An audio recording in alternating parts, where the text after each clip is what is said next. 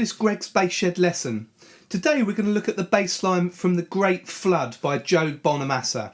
Now this is a slow 12/8 minor blues. So for the 12/8 rhythm you need to subdivide the bar into 4 groups of 3. So you can count 1, 2, 3, 2, 2, 3, 3, 2, 3, 4, 2, 3, or some people like to count 1 and 2 and 3 and 4 and. So it's just important to know that there are 4 beats in a bar, but each beat has 3 eighth notes in it. This is the type of drum groove that you're going to have in a 12/8 blues.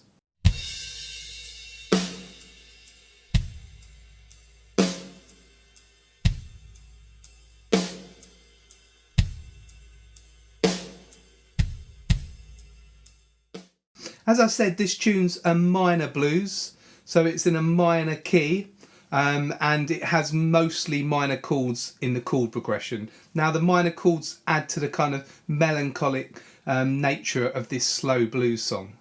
Minor blues have a slightly different chord progression to the usual major 12-bar blues. They're quite similar, but there's some different chords, and normally they'll have a kind of riff or a unison melody that everyone plays in certain places of the chord progression that come every single chorus. Now this is to kind of add a bit of interest, a bit of rhythmic and melodic interest, because the slow blues kind of takes a while to get through the sequence, and sometimes it's kind of stuck on one bar for quite a while.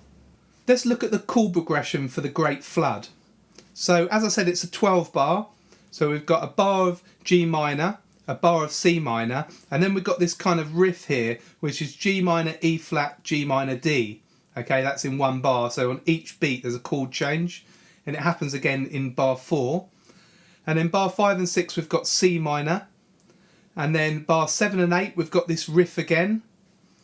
Bar 9 we've got an E flat, bar 10 we've got a C minor, and then we've got the riff again for the last 2 bars. Now this kind of riff is the sort of musical device you'll often see in minor blues, some sort of kind of riff, like I said, to kind of just fill in the gaps. If you didn't have this riff there, you'd have 2 whole bars of G minor. So what I'm going to do now, I'm just going to rewrite that progression without the riffs so you can get a bit of a clearer kind of picture of what's going on with this 12 bar. So now you can see you've got G minor and it goes to C minor. That's the quick 4 change, and the quick 4 just means it goes to chord 4 in bar 2. Some blues don't, they wait until bar 5, so that's why it's called the quick 4. And then we've got 2 bars of G minor, and then 2 bars of C minor and 2 bars of G minor. So if we look at those first 8 bars, if you take the kind of minor sign off and put a 7 in, that's just the usual kind of first 8 bars of a major 12 bar. So that's kind of the same. And then we move on to the last line, bar 9, we've got an E flat. Now that's actually the flat 6th chord, okay, and that's common in a minor blues to go there. So from G, A, B, C, D, E. Okay, that's called 6, and then we just put a flat on it, so it's the flat and 6th. Now a classic kind of iconic tune that uses this is The Thrill Is Gone. It goes to the flat 6 in bar 9. Now usually it will then go to chord 5 in bar 10, but in this case we go to chord 4, so it's a little bit more unusual, but you do sometimes get that in the minor blues. And then we've got 2 bars of G minor. So you can see there when it's stripped back without the riff, that's quite a familiar kind of chord progression. So when you come to play it, you're just replacing these G minor chords, the last 2 bars of each line, with the riff. Okay, the riff played twice, and that's kind of played with the guitar and the organ. It's a unison riff.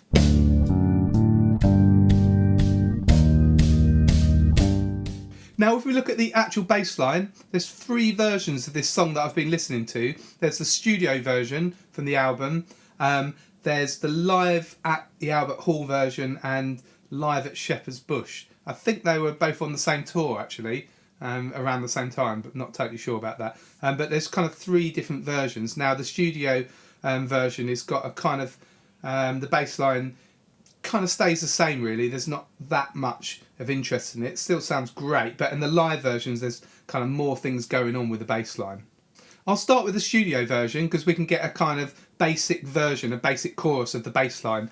So I've written this on a PDF. You can get that for free by clicking the link below this video in the description. If you don't see that and you're on your mobile, there's a little kind of triangle. There's something underneath the video you can press to expand to get the description.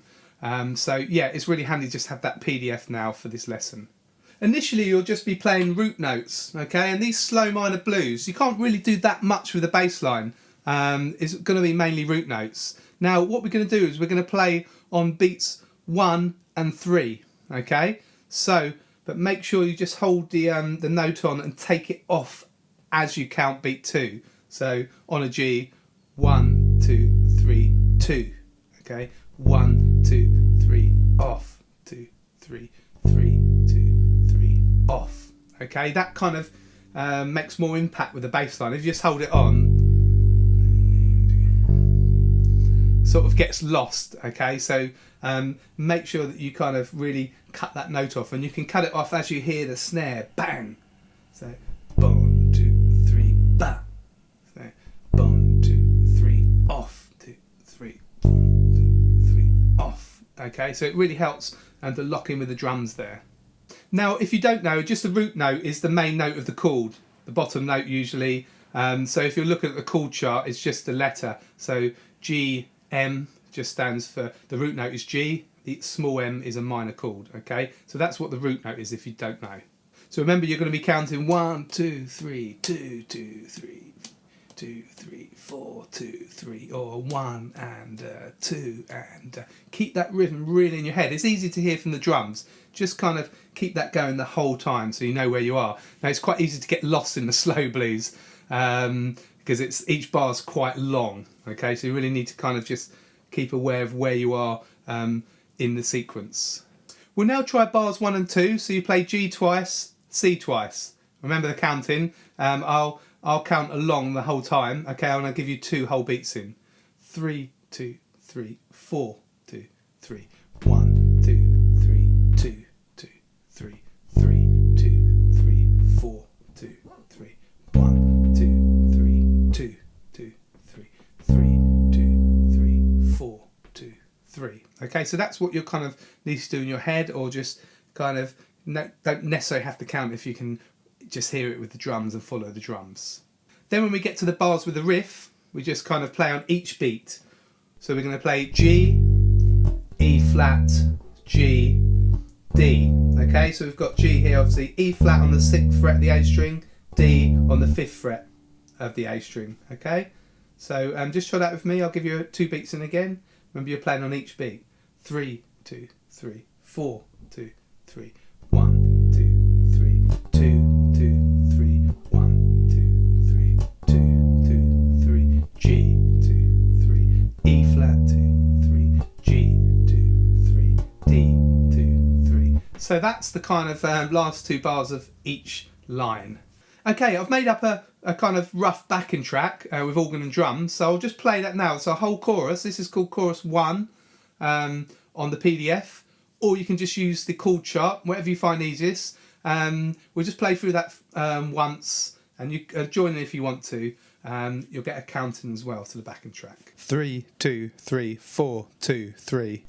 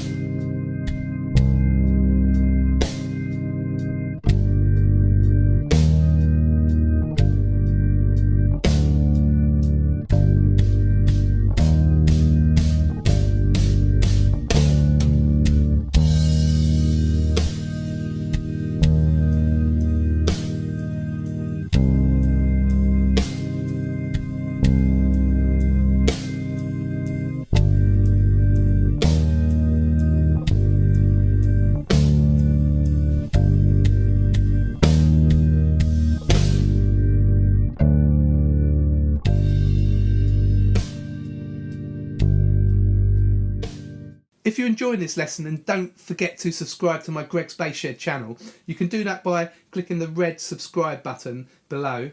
And if you click the bell, then you'll get notified of all my lessons, all my new lessons as they come out.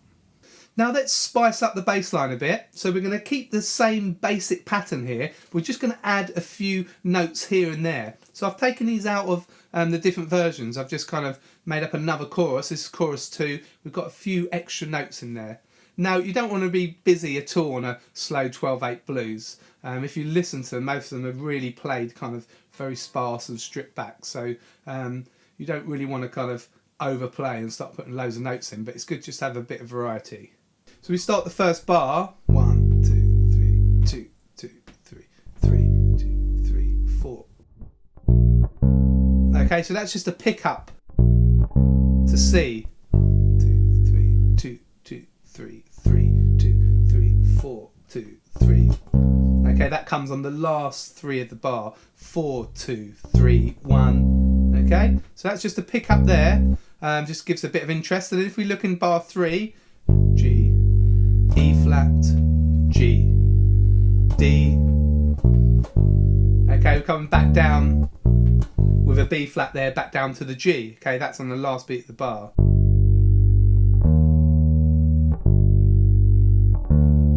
B flat, G. Okay, and then we carry on, but this is bar 4. D, D, C. Okay, you've got lots of options. These are just kind of some suggestions of notes that you can put in yourself. Okay, if we carry on, you've got a normal bar of C minor for bar 5, so you've just got C roots there. And then in bar 6, 1, 2, 3, 2, 2, 3, 3, 2, 3, 4, 2, 3. Okay, you've just got an extra beat on, an extra C on beat 4, and then.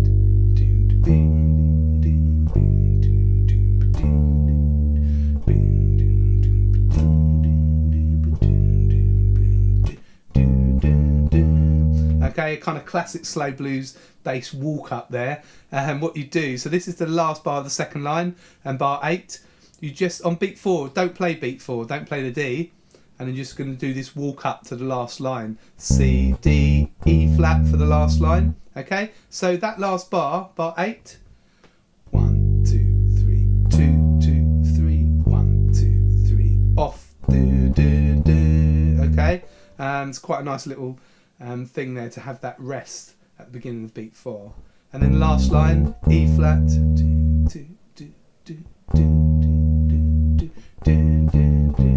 Okay, so it's another walk down. This time we're going down to C, E flat, D, C, and then play on beat 4.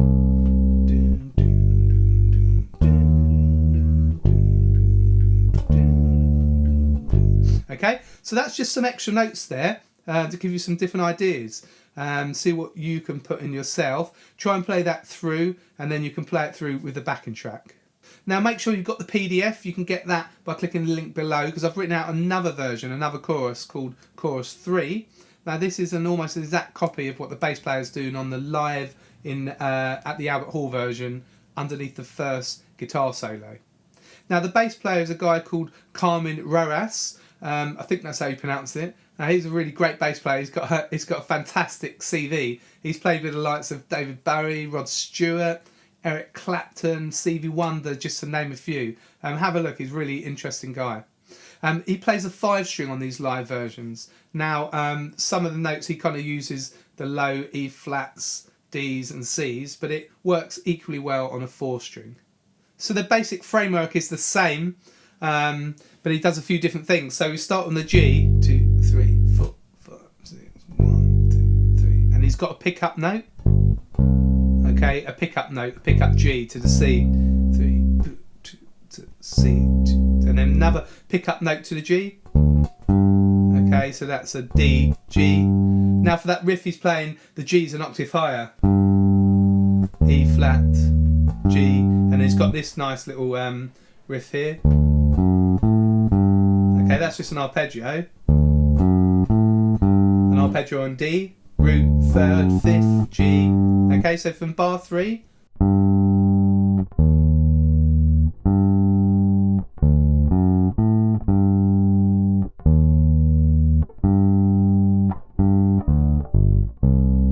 Okay, he's got this interesting little run at the end of the bar.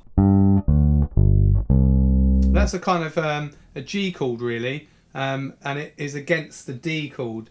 Sounds quite cool actually. Sounds a bit different. So that last bar. And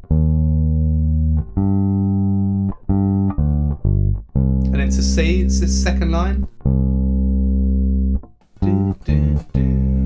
Okay, so that bar, 1, 2, 3, 2, 2, 3, 3, 2, 3, 2, bim, bim, bim. So that's just G, D, C. So that's an interesting choice again. That okay, that D there.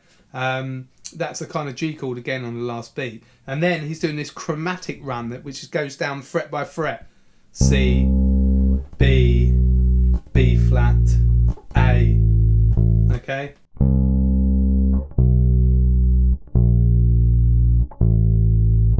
And then up again to this riff, to the high G. And then we're here. So that's the same as bar 3, and then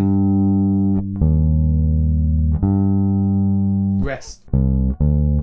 Okay, you saw that in chorus 2, just a step up to E flat.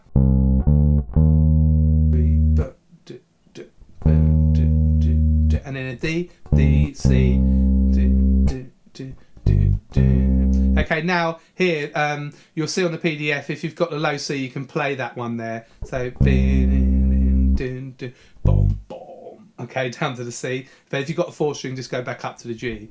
This is the second bar of the last line. C, boom, boom, boom, boom. And then we'll shift to this C here, because we're going to do a slide down to the G. Okay, so that bar again, C, 2, 3, 4, 2, 2, and then shift,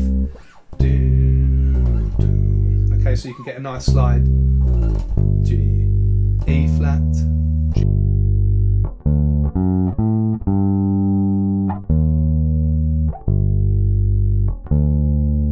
Okay, so some of this clashes slightly with the backing track I've made, just the odd note.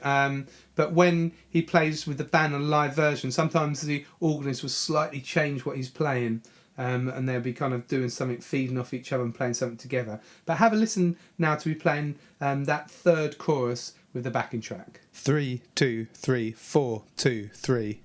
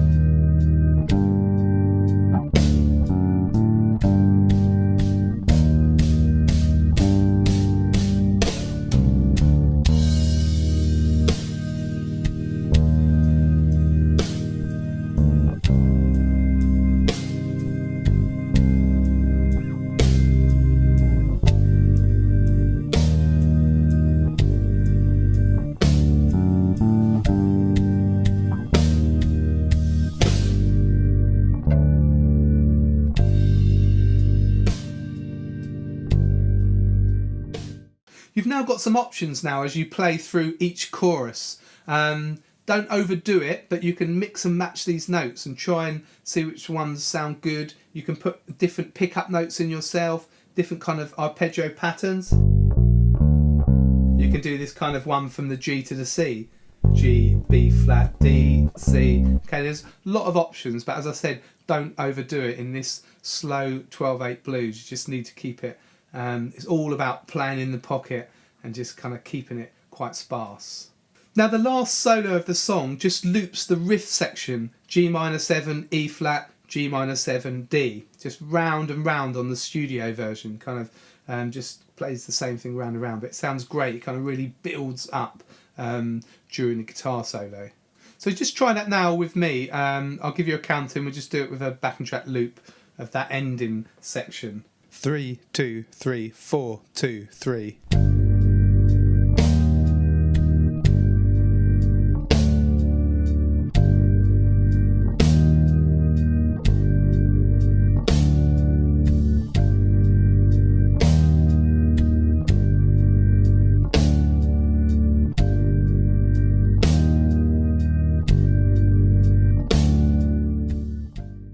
Now something really interesting happens on this last solo in the live version. Some of the notes are altered. The basic kind of progression stays the same, G minor, E flat, G minor, D, but sometimes the bass player, Roas, puts in different root notes, and he might go to the third, for example, of the chord, and then sometimes the kind of organ part moves with him, and there's some what are called chord substitutions, so some of the chords are changed slightly. So I'll just talk over that. There's a kind of vague kind of structure to this, and they start playing the normal G flat, E flat, G, D, and then it kind of changes. So G, E flat, G, F sharp, okay? And then again. Now the F sharp's just the major third from D, okay? So that's just using a third instead of the root note. So that kind of works with the same chord. So kind of twice.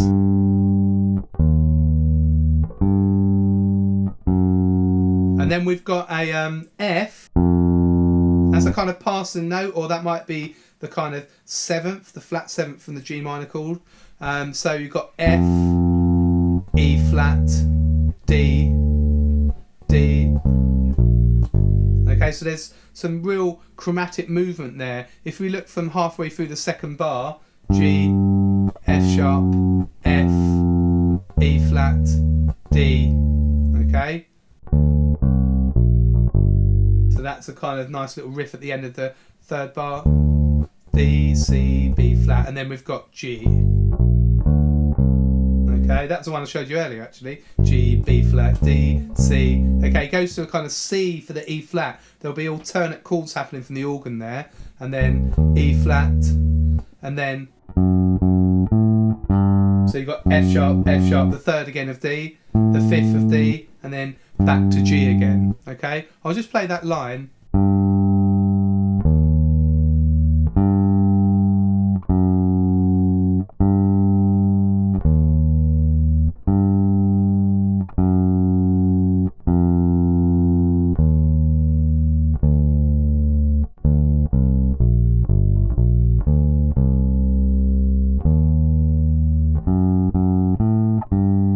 Okay, I'll now play that with my backing track just to give you a bit of context to these different note choices. Now some of them would clash slightly, as I said, in the live version the organist will be going with some of those changes and slightly substituting different chords in, so I haven't done that on the backing track. So you'll hear some will clash slightly, but it's good practice to play with this, and then you can work these notes out and play with the live version. 3, 2, 3, 4, 2, 3.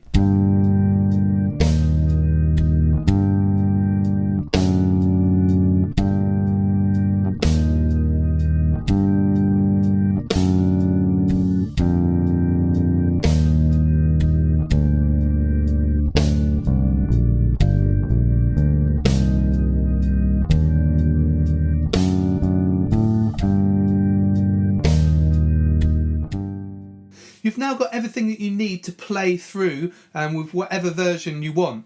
Have a listen to the kind of differences between the studio album and the two live versions. And hopefully you learnt a bit more about the minor blues progression in this lesson. They're really interesting, the minor blues. You generally have the same sort of chords, like it goes to the flat sixth chord for bar 9.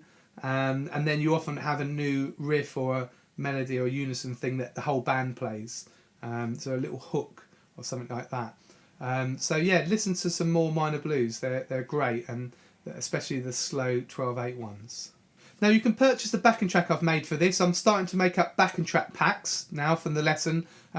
Just follow the link below in the description underneath the PDF. Now that's useful if you want to just kind of play through and listen to what you're doing, and then kind of get the bass line together before playing it through with one of the live versions or the studio version. I'd love to hear how you got on with this lesson, with this bass line. Do you like minor blues, and what other kind of Bonamassa tunes do you like? This is the first Joe Bonamassa song that I've covered on my channel, so it'd be good to get an idea if you like some other tunes, if you'd like me to look at some other ones. Just let me know in the comments, and I read and answer all those comments.